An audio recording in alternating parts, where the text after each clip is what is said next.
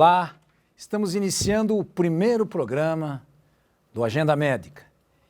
E para a abertura desse momento em nossa região e em nossa instituição, eu tenho a honra de receber o meu amigo, Dr. Tadeu Fernando Fernandes. E é um momento para mim absolutamente de muita emoção, porque nós somos colegas de turma de faculdade de medicina. E Tadeu, seja bem-vindo aqui, muito obrigado, viu? Eu que agradeço. Reinaldo, a honra e o prazer é meu estar aqui junto com você após 39 anos de formados, né? É, isso aí. E revendo os amigos, e muito bom estar aqui com vocês nessa bela faculdade, muito bonita, para falar um pouquinho dessa coisa apaixonante que é a pediatria, Reinaldo. Eu me formei em 83, lá na PUC de Campinas, junto com você. Depois eu fiz a especialização em pediatria. Daí eu saí do Brasil, fui para Boston, onde fiz minha pós-graduação em nutrologia pediátrica. Voltei para o Brasil, montei o serviço de residência médica na Santa Casa de Campinas. Lá fiquei por um bom tempo. Daí recebi um convite para fazer Early Nutrition, que é um projeto novo do professor Bertoldo, em Munique. Daí fui para Munique, fiquei lá em Munique com o professor Bertoldo, onde nós estudamos um monte de novidades que nós trouxemos agora. É coisa bem recente, sobre até o tema do nosso programa de hoje, falar sobre esses primeiros 1.100 dias da criança, que são os dias mais importantes na vida de qualquer ser humano. Porque você sabia uma coisa, que com 2 anos de idade, o cérebro da criança já tem 80% do cérebro que será na vida adulta. Então a neuroplasticidade nessa idade é enorme. Nós formamos 1 milhão de novas conexões sinápticas por minuto. Então, você vê a importância que é esse período, que recentemente, também outra novidade para vocês, instituiu-se que a primeira consulta com o pediatra não é mais na primeira semana de vida, é na vida intrauterina. Nós vamos contar aqui um monte de novidades que, na verdade, a gente começa a intervir na vida intrauterina. E digo mais, agora, a partir de agora, 2022, passa a se chamar os primeiros 1.100 dias. Porque é uma nova teoria, isso veio lá da Alemanha, chama-se epigenética. O que é epigenética? São modificações no material genético antes da fecundação, que vão perpetuar na vida futura da criança. Então, o preparo hoje para você ter um filho começa 3 meses antes da fecundação. Todo mundo sabia que tem que dar ácido fólico para a mulher, para a prevenção das malformações do tubo neural. Mas agora a gente sabe que as malformações no espermatozoide também podem levar à programação metabólica da criança. E alguns cases que foram acontecendo no mundo mostraram que essa programação metabólica realmente é uma realidade. Um estudo hoje com os sobreviventes do Holocausto mostra que a incidência de depressão e doenças psiquiátricas é 70% maior do que aqueles que não viveram o Holocausto. Outra coisa importante, o estresse pós-traumático. Eles analisaram os sobreviventes após o ataque às Torres Gêmeas e perceberam que não só os que viveram aquele momento, mas os seus descendentes têm uma maior quantidade de doenças neuropsicossomáticas. Isso chama-se programação metabólica. E isso, nós estamos num tempo muito atual, nessa época que nós estamos vivendo pós-Covid. Pós-Covid. Nós vivemos uma época muito triste, de 680 mil mortes. Então, como que será o futuro das crianças que nasceram nesse período ou que vivenciaram esses 2 primeiros anos de vida? E já tem estudo nesse período sendo realizado nesse momento? Aqui no Brasil, por exemplo? Aqui no Brasil nós estamos com estudo, nós estamos até um estudo da Sociedade Brasileira de Pediatria, monitorando essas crianças pós-pandemia. A gente fala pós-pandemia, mas a gente sabe que a pandemia está acontecendo ainda. Sim. Mas pós o pico da pandemia. Esses 2 anos de isolamento social, nós nunca pensávamos que a escola fosse tão importante para a criança como é. crianças que ficaram em casa, olha só os dados, e são dados bem recentes agora, que estão sendo publicados pela própria sociedade brasileira. As crianças que ficaram fora da escola, com aula online, essa pseudo-aula online que a gente chama, elas tiveram um atraso no desenvolvimento que ainda não é mensurável, mas é maior que 5 anos, Poxa, com certeza. expressivo, hein? Expressivo. Atraso na fala. Isso é o nítido, até no dia a dia de consultório. Doutor, meu filho está voltando para a escolinha agora, com 2 anos e meio, pediram para o senhor encaminhar para fono, porque ele não fala ainda. Daí a gente pergunta, e nesses 2 anos da pandemia ele ficou com quem? Ah, doutor, eu estava trabalhando em home office, ou ficou na casa da avó, e o senhor sabe, home office tem que trabalhar, não posso tomar conta dele, então eu deixava ele na frente da televisão. Então é uma geração que ficou os maiorzinhos na frente do celular, os menorzinhos na frente da televisão. E você sabe que na televisão você só fica assistindo. Você não interage. Você não interage. Então você só recebe. Eu até faço uma piadinha, falo, ó, e se ele começar a falar com a televisão, daí o caso é grave. Porque na televisão você só recebe. Então eles não sabem falar, por quê? Porque eles não precisaram falar.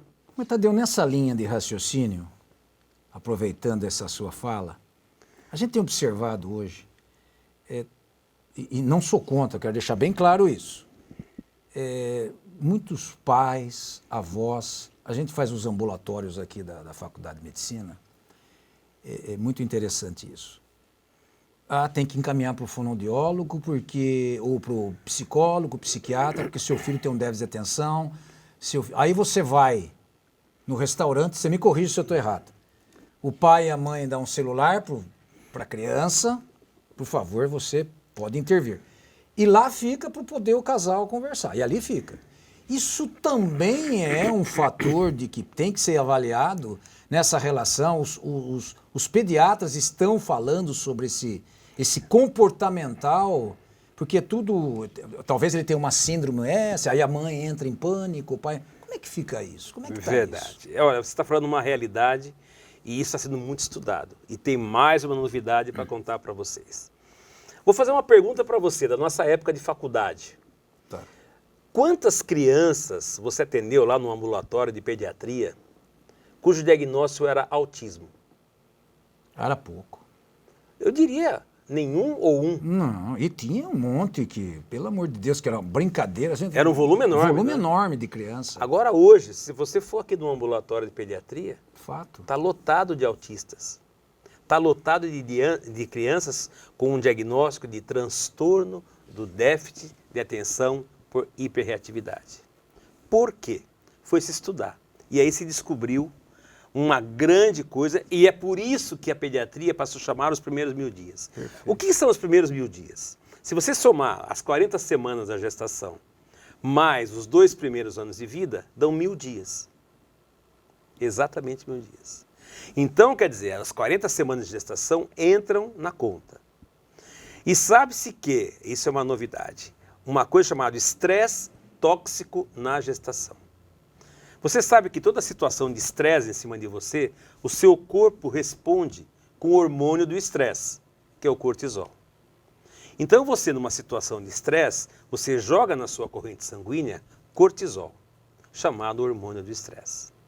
Uma mulher gestante, quando ela sofre um estresse que começa por brigas familiares, hoje a mulher está no mercado do trabalho, brigas lá no trabalho, ou então o estresse do próprio trabalho, esse mundo maluco que nós estamos vivendo, esse trânsito maluco, esse estresse todo, esse estresse faz com que o organismo libere cortisol na corrente sanguínea. Só que esse cortisol atravessa a placenta. Perfeito. E aquele bebê passa a ser gerado com altos níveis de cortisol em sua circulação. Então aumenta na suprarrenal a liberação da adrenalina. Então essa criança passa esses primeiros meses de vida, onde a neuroplasticidade é enorme, que nem eu te falei, 1 milhão de sinapses por minuto. Com alto nível de cortisol, consequentemente o alto nível de adrenalina, ele já nasce, falando uma linguagem bem popular, pilhado. Entendi. Hiperativo. E essa criança passa a viver um mundo paralelo ao nosso mundo.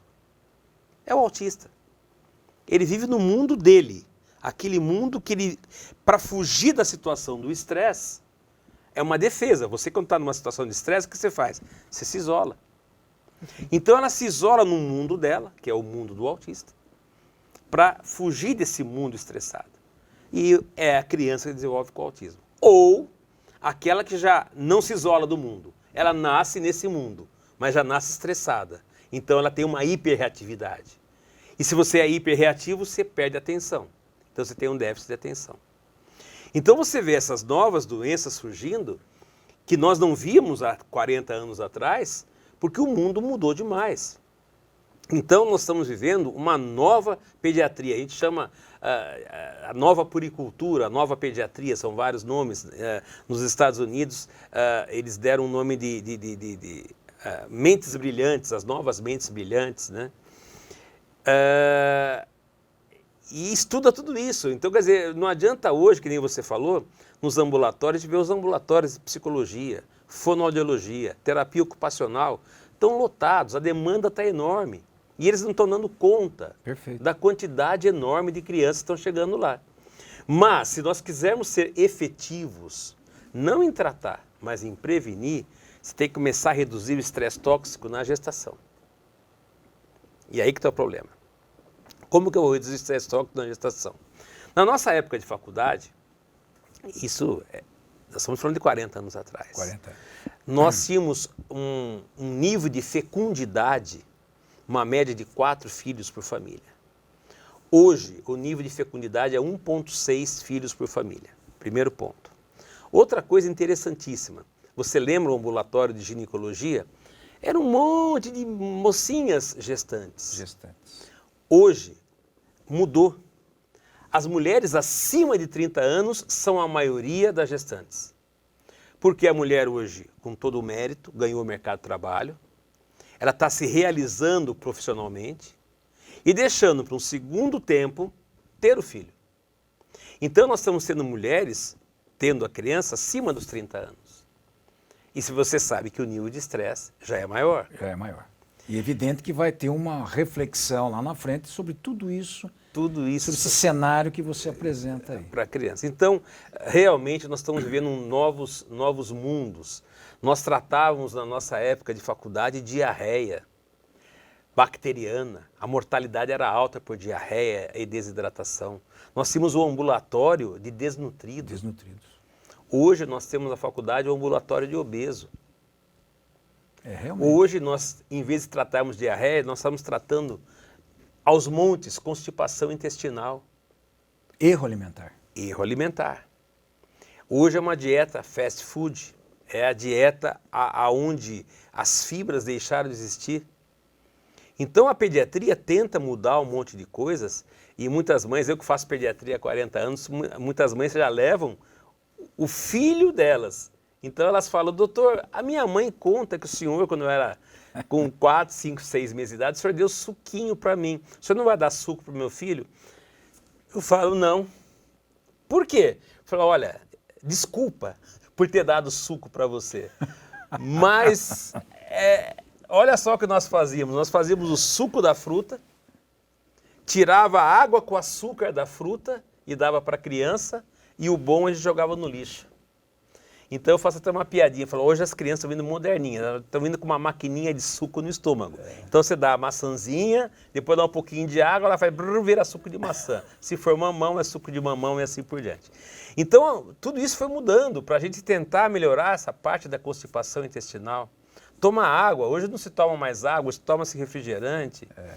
Então as doenças cardiovasculares hoje aumentaram a incidência na juventude. Hoje nós temos adolescentes hipertensos, diabéticos tipo 2. Então, a expectativa de vida, isso daí são estudos da Organização Mundial da Saúde, desde que nós somos Homo sapiens, sempre a geração seguinte vive mais do que a geração anterior. Então, a geração do seu avô, o seu pai, teoricamente, tinha que ver uma quantidade de anos maior que o seu avô. Você, uma quantidade de anos maior do que o seu pai. Os seus filhos, uma quantidade maior do que você. Mas, infelizmente, os seus netos, e aí está o grande ponto de interrogação, talvez, pela primeira vez na história do mundo, não vivam mais do que seus pais. Entendi. A expectativa de vida tende a diminuir por causa desse nível de estresse, esses erros alimentares, esse novo modo de vida que nós estamos vivendo, infelizmente. Tadeu, eu acho interessantíssimo o que você está falando, e para as pessoas que acompanham o programa aqui, e a solução para isso, pelo que eu estou entendendo em tudo isso que você falou, é a prevenção, são as orientações, e eu entendo aqui, porque eu estou indo para essa linha agora, estou te provocando. Nós temos aqui, dentro da faculdade, a área da saúde. Então, só para você ter uma ideia, tem a medicina, odonto, temos a enfermagem, fisioterapia, educação física, psicologia, a área da saúde na sua amplitude e muito bem constituída. E a ideia é essa questão da interdisciplinaridade. É evidente que nós temos isso na rede, estamos tentando implantar, é uma preocupação da reitoria, e temos aqui a questão de comunicação, engenharia e tudo mais. Então a gente está tentando fazer e já está num processo de implantação. E tudo isso que você está falando vem ao encontro desse projeto, eu nem diria projeto, dessa tendência de plano de acolhimento às pessoas. Eu entendo dessa maneira. Verdade. E nesse sentido, eu posso falar na área da medicina, que a gente está muito ligado, eu estou aqui desde o início da faculdade. Aliás, eu quero fazer uma abertura aqui. Nós temos 3 turmas formadas aqui, Tadeu. A primeira, a segunda e a terceira. E esse ano é a 4ª turma. E nós somos a 4ª turma. Deu para entender, quer dizer? Então, eu, com a oportunidade de ter o programa, eu quis fazer um divisor de águas. Até pela gente, que a gente vai fazer 40 anos. É verdade. E esse ano é a 4ª turma. Então, é muito interessante esse plano que a instituição tem, que a governança e tudo mais, no sentido de ter um projeto ou implantar de fato essa questão. Claro que depende de vários fatores conjugados aí. Mas eu entendo que você pegar essa monitoração desde da fecundação, vamos dizer assim, sim, sim, acompanhar, e nós temos essa estrutura. Nascimento, pediatria, aí você tem, evidentemente, essa questão comportamental, um trabalho, psicólogos, enfim, toda essa gama de possibilidades. Eu acho que para o cidadão que está acompanhando aqui, ele vai ter essa questão. Agora eu quero saber, isso vai ser possível ser feito, já está sendo feito no SUS, gratuitamente, ou esse só a nível privado? É essa provocação que eu quero fazer a você. Infelizmente não. Infelizmente não. Aqui no Brasil o SUS está gatinhando. Os serviços universitários ganham destaque no trabalho multidisciplinar. Na PUC de Campinas já é uma realidade, existe o grupo multidisciplinar. O ambulatório de pediatria é ligado ao de psicologia, ao de educação física, ao de terapia ocupacional, ao de fonoaudiologia, ao de odontologia. Hoje é um grupo. Tanto é que chama área da saúde. Aqui também chama área da saúde. Então, hoje não fala assim, a faculdade de medicina, não. A faculdade de medicina, da área da saúde. Porque hoje, nós, médicos, não somos nada sem as nossas colegas psicólogas, fonoaudiólogas, odontólogas, enfermagem, terapeuta, e aí vai. Porque hoje, que nem eu falei para você, o trabalho começa lá na vida, pré-fecundação. Hoje já se sabe que se o homem for praticar esportes, existe uma programação metabólica para o seu filho praticar esportes. São coisas que é difícil de entender, mas existe essa epigenética comportamental nutricional. Então é o projeto genômico.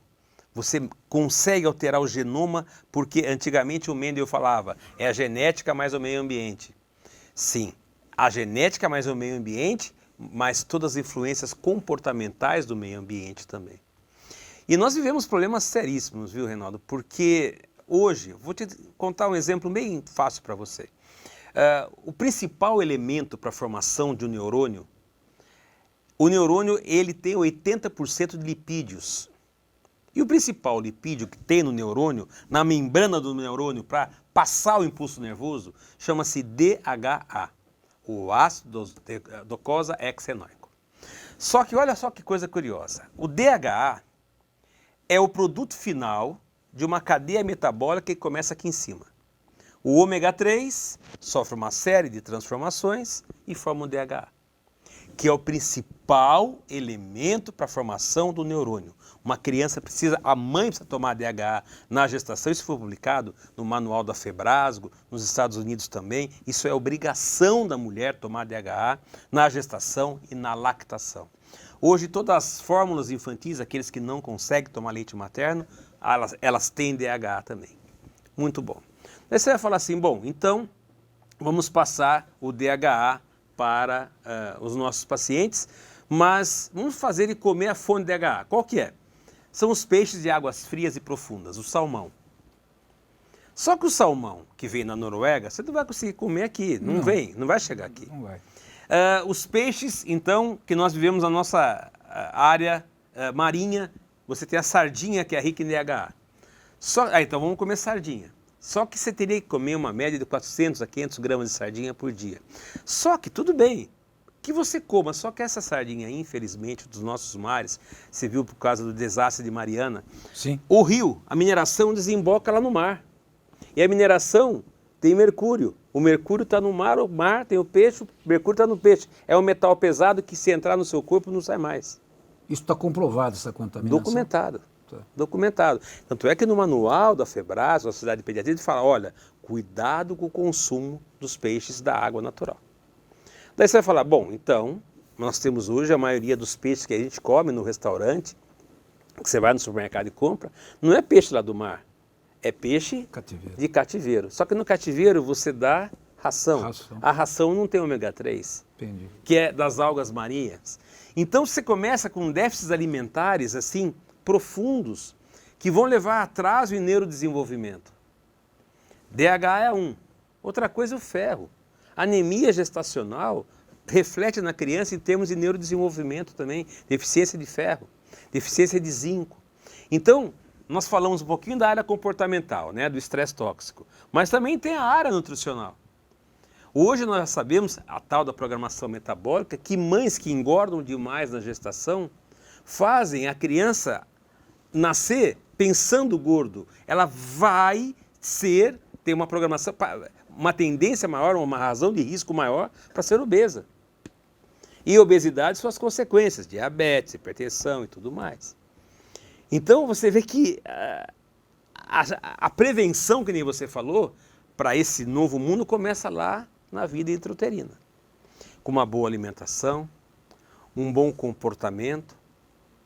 Aí te briga pelo parto normal, e aí entra outros fatores, porque antes, quem assiste minhas aulas, muitos falavam assim, pô, Tadeu, há 10 anos atrás você veio falar aqui que era muito importante o parto normal, porque a microbiota da criança se formava no canal de parto. Falei, continua sendo importante, mas hoje nós já sabemos que a microbiota da criança começa a se formar dentro da vida intrauterina. Então aquela mulher que teve infecção de urina durante a gestação, hoje temos que lembrar que depois que você trata com antibiótico, você destrói não só a bactéria que está dando infecção na urina, mas a bactéria do intestino. E tem uma outra coisa, e essa são muitas novidades para a gente contar num programa só, viu, Reinaldo? Existe uma outra grande novidade chamado eixo intestino-cérebro, cérebro-intestino, através da microbiota. Olha que coisa interessante. Nós, do interior, a gente fala muito assim, pô, aquele cara lá é enfesado, aquela mulher lá é enfesada. O que é uma mulher enfesada? Mal-humorada, ranzinza, brava, não é? E enfesada, constipada. Hoje nós já sabemos que essas pessoas são pessoas chamadas de disbióticas. Elas têm um distúrbio na microbiota intestinal. A hora que você trata essa pessoa, melhorando a microbiota intestinal, ela fala, nossa, estou mais disposta, estou mais calma. O marido fala, nossa, ela ficou melhor, né? Não está tão ranzinza. Você cura a enfesada trabalhando a microbiota intestinal. Aí um parênteses, também o marido, porque tem homem que é brincadeira, né? Vice-versa. Vice-versa. Né? E já que nós falamos em vice-versa, quantas pessoas falam assim, pô, eu tenho uma prova amanhã, estou preocupado que eu tenho uma prova amanhã, estou até com cólica, estou até com diarreia. Estresse aqui faz com que o intestino tenha uma mobilidade maior. Então hoje nós sabemos que esse eixo intestino-cérebro é uma realidade. Eles conversam. Lá no intestino, você sabia, olha que curiosidade, 80% da serotonina, o hormônio do prazer do seu corpo, é produzido no intestino. Então, depois de uma refeição gostosa, nossa, que gostoso esse jantar, você está produzindo serotonina, por isso que está aquela sensação de bem-estar. Por isso que provoca também um aumento de ingesta e o indivíduo vai engordar, porque a plenitude e a satisfação Exatamente. E aí muita gente come compulsivamente em busca desse prazer. Exatamente isso. Então essa conversa do intestino e do cérebro é muito interessante. Então você vê que o nosso organismo é um todo. Não adianta você querer dar um antidepressivo para tratar a depressão se você deixa aquele órgão que produz 80% da serotonina mal funcionante, desbiótico.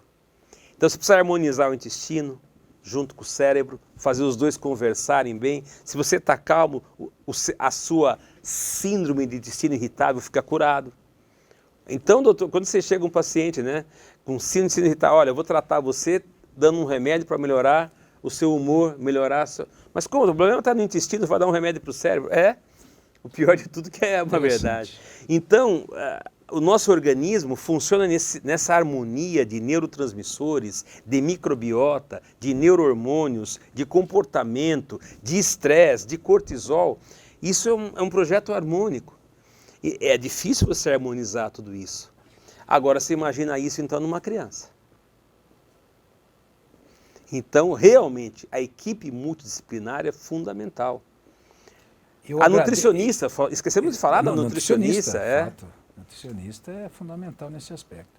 Agora, Tadeu, deixa eu fazer uma questão. Em cima desse norte que você está dando aqui na sua análise, o que eu entendo, e fiquei um pouco preocupado, porque aquela minha pergunta, porque as pessoas estão aqui acompanhando, evidentemente que eles vão enxergar alguns cenários no seu ambiente de amigos, familiares e tudo mais. Provavelmente eles não vão ter acesso, vamos dizer assim, a grande camada da população não vai ter acesso a essa possibilidade de, vamos dizer, tratamento, né? Preventivo, mas não deixa de ser um tratamento importante. Claro que o ambiente acadêmico, universitário, a faculdade, enfim, ela pode desenvolver e já tem esse projeto. É questão de tempo para haver esses ajustes, vamos dizer assim. Na prática, como que você está vendo a evolutiva disso, você como do Departamento Científico da Sociedade, diretor do Departamento Científico da Sociedade Brasileira de Pediatria, qual que é a dinâmica a nível que a sociedade, é uma das funções da sociedade, é contribuir com os agentes públicos que são responsáveis por implantação disso. E nós temos muita dificuldade política hoje, em qualquer nível, municipal, estadual, governo. E não é o nosso programa falar de política, mas nós temos que tocar nesse assunto. Mas nós vamos ter que falar de política, sabe por quê? Você falou que quer achar uma solução. É fácil você achar a solução aqui na faculdade. Porque você tem aqui na área da saúde a psicologia, a odontologia, a fisioterapia. Então você monta um núcleo aqui na universidade, aonde uma criança vem aqui, ela sai do consultório aqui, atravessa um corredor, está ali na psicologia e assim por diante. Só que isso daí você precisa mostrar aqui a nível municipal. Falar, olha como funciona. Perfeito. Então essas parcerias público-privadas são fundamentais para que nós estendamos o projeto universitário para um projeto comunitário. Então é fundamental que a faculdade tenha um alinhamento com o seu governo municipal, estadual e federal. Nós, a sociedade, fazemos essa interface com o federal. Mas aqui, a nível municipal, vocês têm que chamar o pessoal da área da saúde e mostrar, olha, o projeto piloto que nós fizemos aqui na faculdade. Olha só como essas crianças que são cuidadas pela psicóloga, passam na odontologia logo com 1 ano de idade, prevenção de cárie. Você vai economizar muito, Porque você tratar, por exemplo, uma cárie dentária é muito mais caro do que você orientar essa criança a fazer uma boa escovação. Olha só como uma criança que tem um déficit escolar e faz repetição de 1 ano na escola, o prejuízo é enorme. Financeiro, pela demanda, vai ser professora, outra carteira, tudo.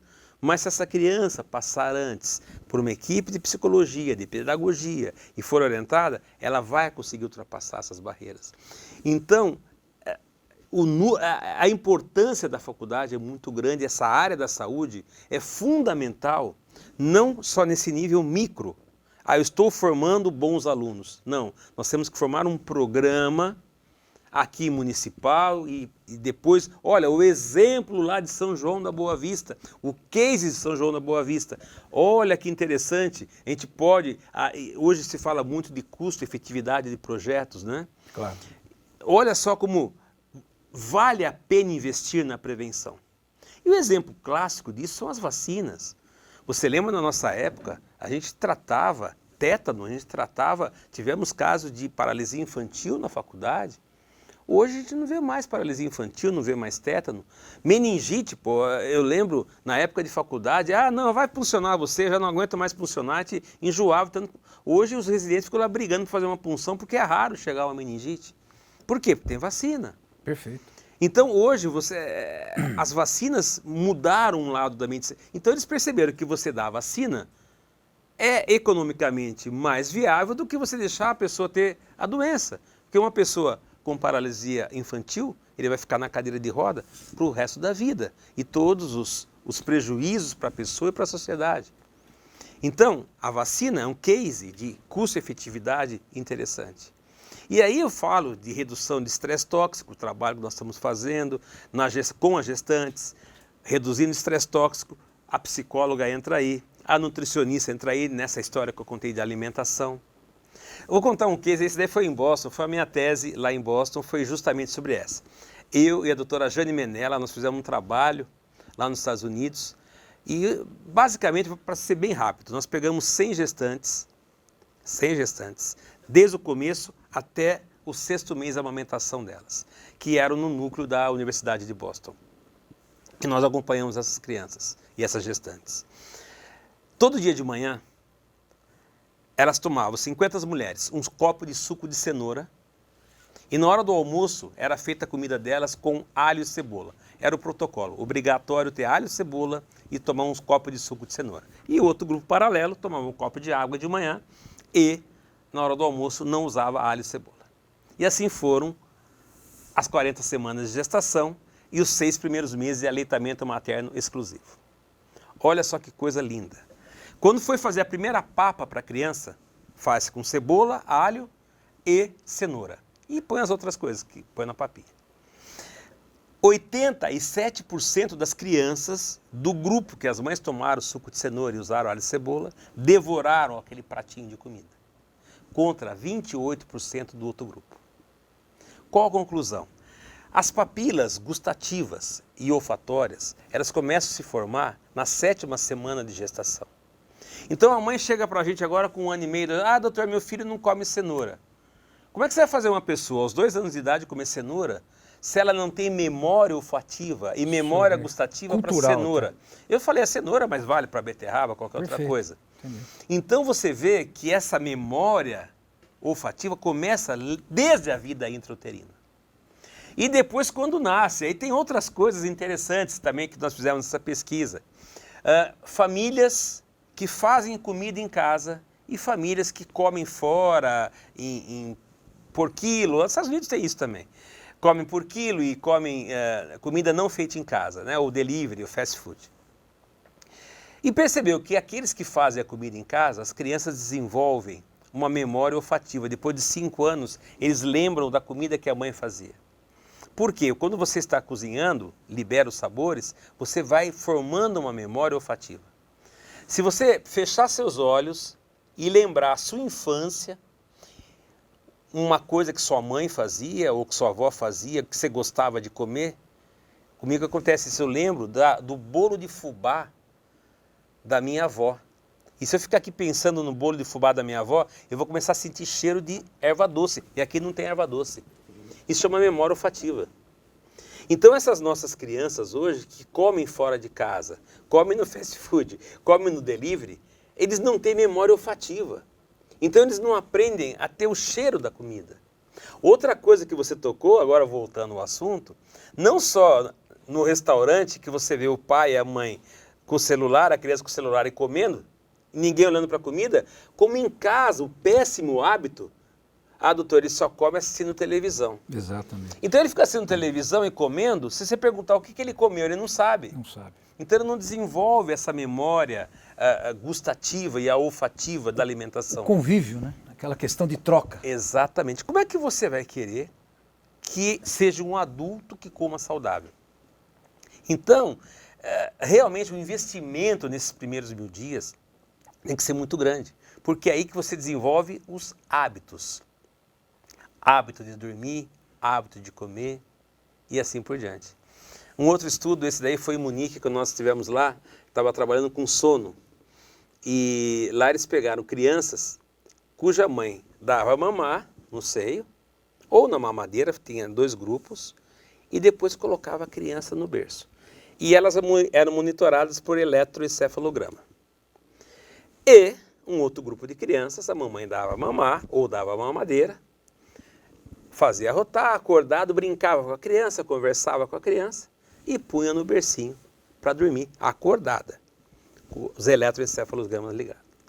E todos nós temos, durante a noite, os despertares noturnos. Então você, durante a noite, você acordou lá 2, 3 da manhã, nossa, não está na hora de acordar, vira para o lado e dorme, não é assim?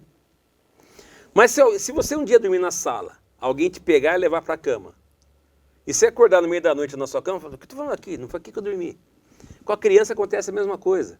Ela acorda no meio da noite, cadê meu peito daqui? Cadê minha mamadeira daqui? Cadê minha mãe daqui?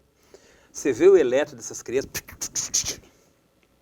Entendi. E as outras têm o despertar noturno, elas foram dormir no seu berço, acordadas e pegaram no sono por si só, elas acordavam, eletro tranquilo, e viravam para o lado e dormiam.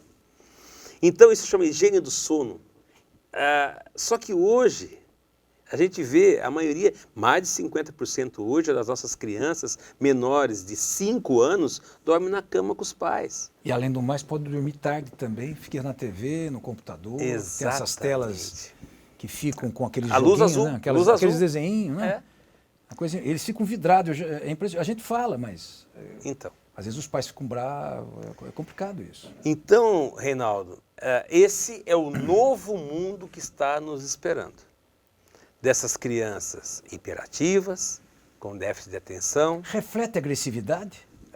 Com certeza agressivas, porque elas não aceitam o não. Então, como eu falei para você, a fecundidade hoje é um filho por família. Então esse filho é super mimado, ele é super cuidado, entre aspas. Excesso de zelo. Excesso de zelo. Não, imagina, eu fiquei o dia todo fora trabalhando, ele ficou na escola, na creche, na casa da avó, e agora à noite que eu estou com meu filho, ele faz uma arte, eu vou falar não, vou brigar com ele? Não, vem cá. E essa criança não escuta o não. E a hora que ela vai escutar o primeiro não da professora na escola, ou de uns amigos, ou então da menina que ele pede namoro e ela fala não, ele vai ser agressivo com ela. E aí começam as agressões, começam as brigas na escola, entre colegas, começam os bullying e por aí vai. Então, isso que você tocou é outra coisa. Violência vem de crianças que não sabem escutar o não. Essas questões hoje comportamentais, e vou chegar na sua experiência de ambulatório, de clínica, afinal de contas, você tem um serviço de residência. E eu tenho observado aqui na faculdade o aumento expressivo de egressos da faculdade que querem fazer pediatria, como aumentou, é coisa bem interessante. E dentro desse contexto, a gente tem observado muita separação de casais. Você sabe no que eu quero chegar. Sim, sim. Na sua análise, em pesquisa que você já fez, Espanha, Europa, Estados Unidos, fiquei sabendo que você recebeu um convite para ficar nos Estados Unidos. Mas eu acho que você Mas não, não vou largar você, não. Eu sei que você não vai largar eu aqui. Aliás, eu quero trazer você para cá, para a faculdade, essa é a grande verdade. Mas aí eu queria saber o seguinte, como fica essa questão somada a toda essa questão de falta de disciplina, né? Alguns conceitualistas são contra esse, mas eu entendo que tem que ter, não é possível não ter isso. Para dormir, para aquela coisa da reunião familiar, essa questão toda de interação, né, entre pessoas, não precisa ser sua família mesmo. Essa questão quando há uma ruptura naquela... Porque a criança, eu acho que ele não vê ele tem o pai e tem a mãe, ele tem essa noção, né? Ou a relação, enfim, no mundo moderno hoje. Ele se identifica com aquele casal, né? E quando há essa ruptura, também interfere em todo esse nicho de fala, de comportamento, de estudo recentes. Qual que é a evolutiva disso? Então, nós temos esse livro, nós acabamos de lançar esse ano. Aliás, me permita, esse livro vai ficar na faculdade. Vai ficar Então, na faculdade. Esse livro aqui, você vai fazer a dedicatória e vou deixar aqui na nossa biblioteca. Obrigado, Tadeu. E tem um capítulo aqui que fala justamente sobre esse novo tema, né? São as novas famílias.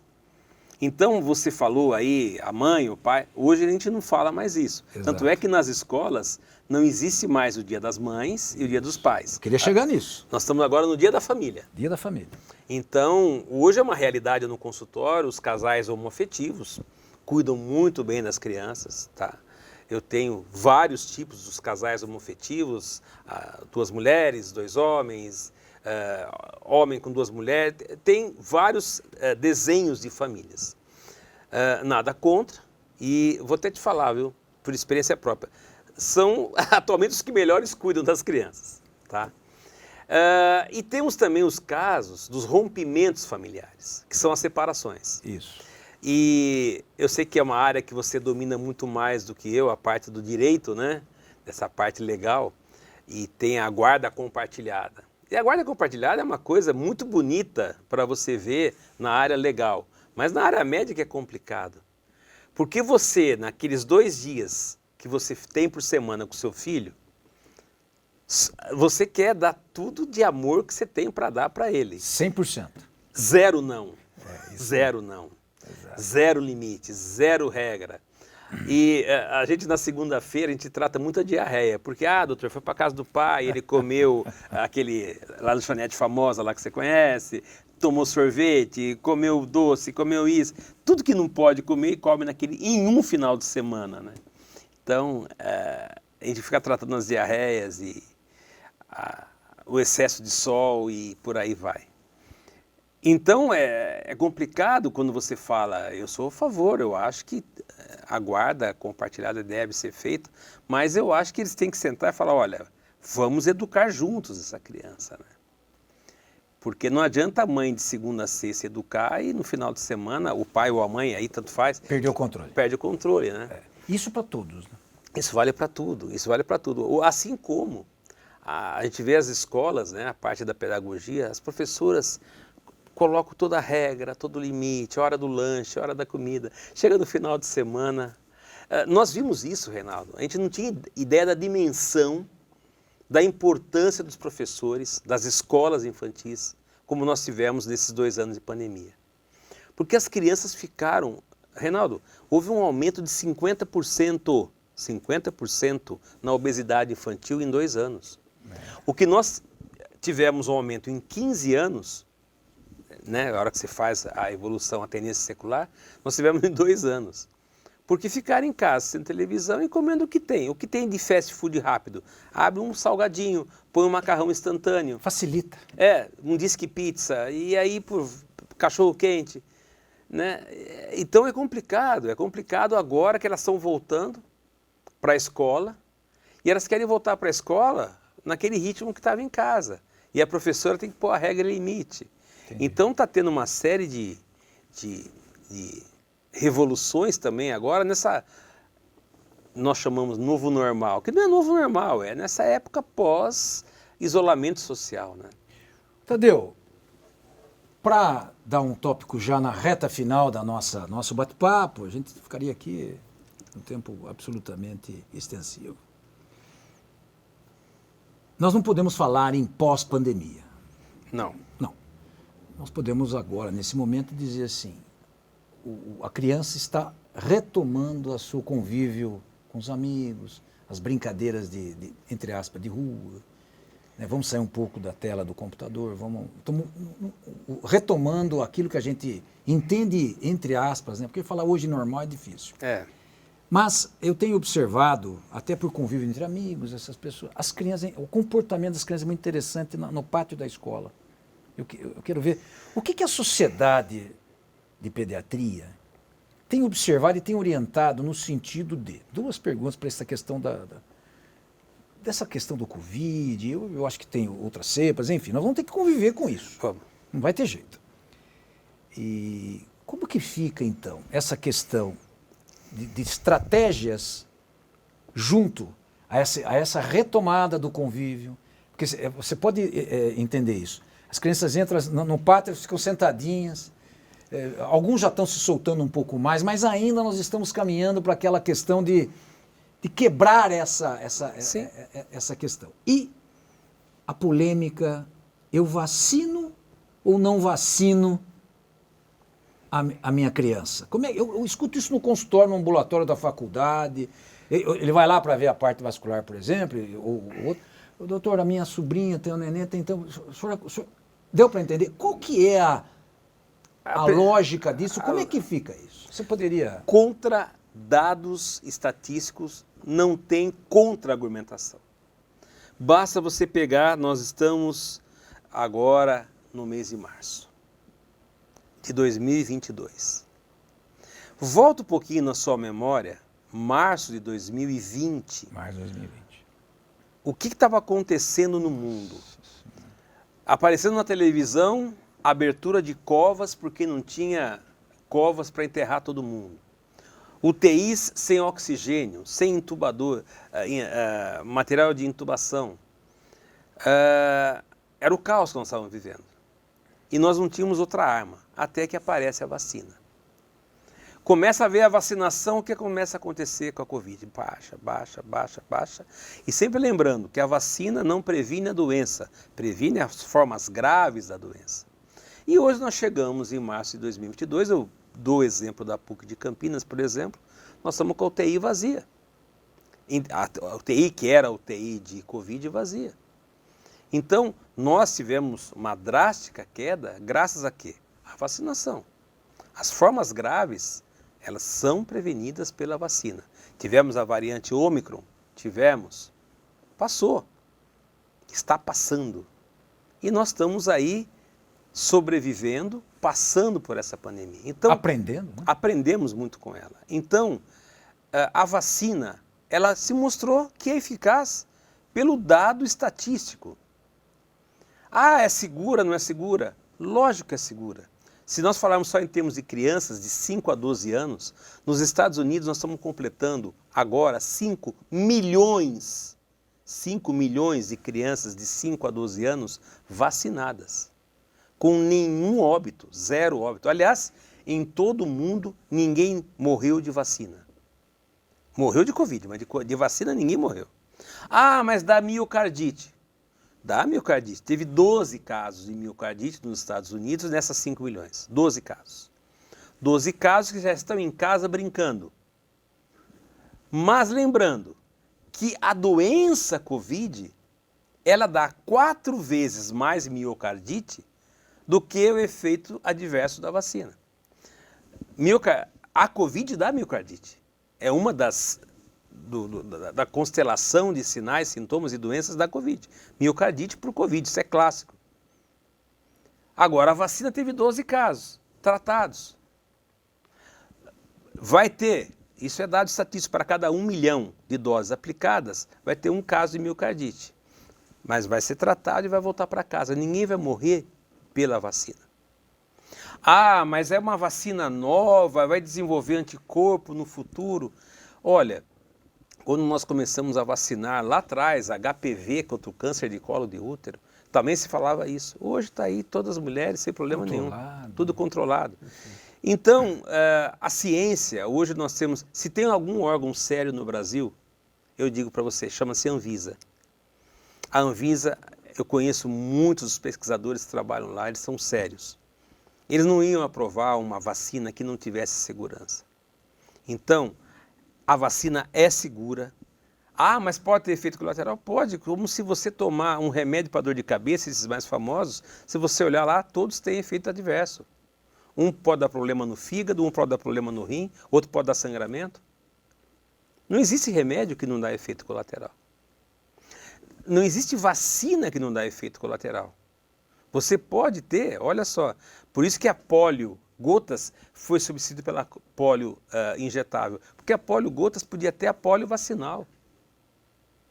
Mas nada se falou nisso e nós passamos muito bem, obrigado, porque intervia-se a tempo. Supera-se. Supera-se a própria evolução, a gente a própria evolução. Então, a vacinação já é uma realidade de 5 a 12 anos, nós estamos completando no Brasil 1 milhão de vacinados, sem nenhum evento adverso no Brasil, já vacinados. E agora já tem até os novos estudos mostrando a partir de 3 anos a vacina. Por que essa preocupação com as crianças? Porque as crianças estão voltando para a escola. E a gente sabe que elas estão voltando com máscara, estão. É triste ver aquela criança, que nem você falou, lá no pátio, todas brincando e bonitinhas, de máscara. E elas têm que voltar para a vida. E uma das maneiras de proteger é vacinando. O que essas crianças não podem mais é ficar em casa. Eu peguei um monte de pais e mães. Doutor, faz uma cartinha para esse ano ficar nas aulas online, que eu não quero que volte com medo da Covid. Olha, eu diria para você, o mal que esse isolamento social fez para a parte mental das crianças é insuperável. É insuperável. O atraso no neurodesenvolvimento, no comportamento, na sociabilidade, na alimentação, na nutrição, em tudo. Afetou tudo, tudo, tudo. Todas as áreas. Afetou a nutrição, afetou a psicologia, a pedagogia, a neurologia, a pediatria. Até a vacinal, porque nós estamos pegando carteiras de vacinas atrasadas. E até o outro extremo. Nós descobrimos, a gente nunca parou para pensar. Nós começamos a pegar crianças. Olha, lembra que eu falei que a desnutrição era de 40 anos atrás? Crianças desnutridas, sabe por quê? Porque a refeição que ela toma na escola, o cafezinho da manhã, o lanchinho de canequinha... Ela deixou de ter. E o almoço, era a única refeição que ela tinha no dia. E com o desemprego que teve por causa da pandemia, aquele auxílio lá, era um dinheirinho que ajudava, mas não dava para colocar a comida na mesa. Então nós voltamos a ter desnutrição e... Esse isolamento social mostrou como o Brasil tem os opostos. E a gente não via esse oposto. Porque a criança está indo na escola, ela está comendo na escola. Ela está recebendo, o dentista faz a visita na escola. Então, ela está tendo todo o cuidado na escola que ninguém vê. Mas agora ficou bem aparente tudo isso. Como é importante a diferença social que nós temos nesse Brasil. É muito bonito chegar e falar, olha, nós não vamos ter aula presencial, nós vamos ter aula online. Tem casas que nem sinal de internet tem, muito menos um computador.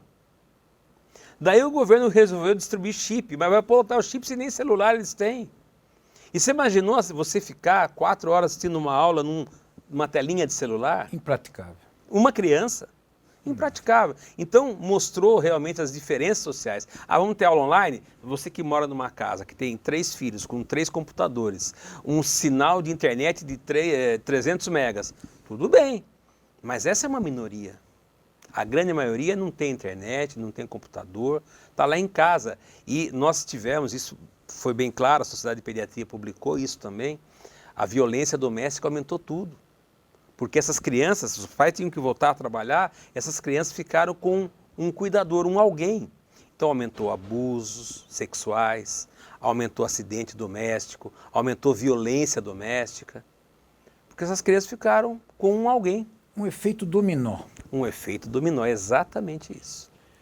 Tadeu, eu acho que nós temos aqui tema para uma extensa formulação de programas. Eu não quero deixar de registrar que com certeza nós vamos convidá-lo a voltar aqui ao nosso Agenda Médica. Com certeza, Reinaldo. E olha, até digo mais, quem sabe nós podemos ter aqui na mesa uma psicóloga, temos também uma fonoaudióloga, uma fisioterapeuta, uma equipe multidisciplinar, porque o futuro da medicina vai ser esse. Nós vamos agendar isso, porque nós temos aqui, como eu já dito, a área da saúde, nós podemos fazer um extensivo e pedir, como você já deixou aberto isso, e aproveitando aqui, não só a comunidade acadêmica, mas todos os participantes aqui do programa, o cidadão que está lá assistindo e que teve uma importante orientação no sentido de observância de algumas regras, que a gente também tem que fazer crítica, porque eu não vou dizer para você que eu também, às vezes, estou almoçando, estou na frente do celular. Não vamos fazer hipocrisia aqui. Todo mundo faz mais ou menos igual. Então, acho que a gente precisa repensar um pouco isso, a sua fala, a sua orientação, fundamentada numa sociedade de respeito, de boas práticas médicas. É um estímulo para a nossa comunidade acadêmica e gostaria de ter essa orientação na prática aqui. Nós vamos abusar no sentido de formar esse projeto, essa dinâmica multidisciplinar, aproveitando toda a rede que temos aqui, e que sirva também para os agentes públicos. Sim. Não crítica. Nós não estamos aqui para fazer crítica, não é isso. Nós somos pessoas da ciência, queremos contribuir com a sociedade. Que eles também possam enxergar a importância de uma composição, de estabelecer facilitadores para a população. Porque quem vai ganhar com isso é todo mundo. Não só do ponto de vista financeiro, mas evolutivo, de respeito ao outro. Eu entendo que é esse o caminhar. Exatamente. Você, se for, acho que faz tempo que você não vai lá na PUC, mas se você for na PUC, às 6 horas da manhã, você vai ver uma fila enorme de ambulâncias de todas as cidades em volta de Campinas até a divisa com Minas Gerais e tudo mais. Porque, infelizmente, os órgãos municipais, em vez de investir na saúde, que nós estamos conversando agora, eles fazem até nas propagandas na televisão, porque eu vou comprar 20 ambulâncias para investir na saúde da minha cidade. Comprar ambulância para você pegar o paciente daqui e levar lá para Campinas, isso não é investir em saúde, né? Não. Então, investir em saúde é realmente montar esses núcleos básicos de atenção primária, e na atenção primária tem que ter o pediatra, tem que ter o ginecologista, tem que ter o clínico, tem que ter a fisioterapeuta, a psicóloga, a odontóloga e todos, a equipe multidisciplinar. Educação física. Educação física, porque é o efeito dominó que você falou. Se nós melhorarmos a atenção primária, a secundária esvazia, a terciária esvazia. Porque você sabe que a maioria dos problemas que hoje chegam num pronto-socorro terciário poderia ser resolvido lá na atenção primária. A atenção primária não está capacitada para isso. Então, por isso que eu falo, Reinaldo, você que é vinculado aqui à universidade, brigue para que haja uma conversa público-privada dos órgãos municipais com os órgãos da faculdade. Você precisa aproximar para passar esse projeto de saúde holístico, global, que não é só colocar um médico coitado no posto de saúde, que ele vai ser agredido, ele vai ser xingado, porque ele está atrasando. Não é assim. Não é assim que funciona. Atenção primária, você tem que fazer prevenção. Você tem que ter o médico da família, aonde você vai tratar o diabético em casa, impedindo que ele evolua, e você entende muito bem dessa parte, para aquelas úlceras diabéticas, pé diabético, amputação. Mas se ele fosse tratado antes de chegar nesse ponto, veja quanto que você economizaria para a pessoa e para a sociedade. Então isso é atenção primária. Não só com a criança, mas também com o idoso, com o diabético, com o hipertenso, com a gestante que nós falamos. Isso é feito aonde? Lá na vila, lá longe. Isso chama atenção primária.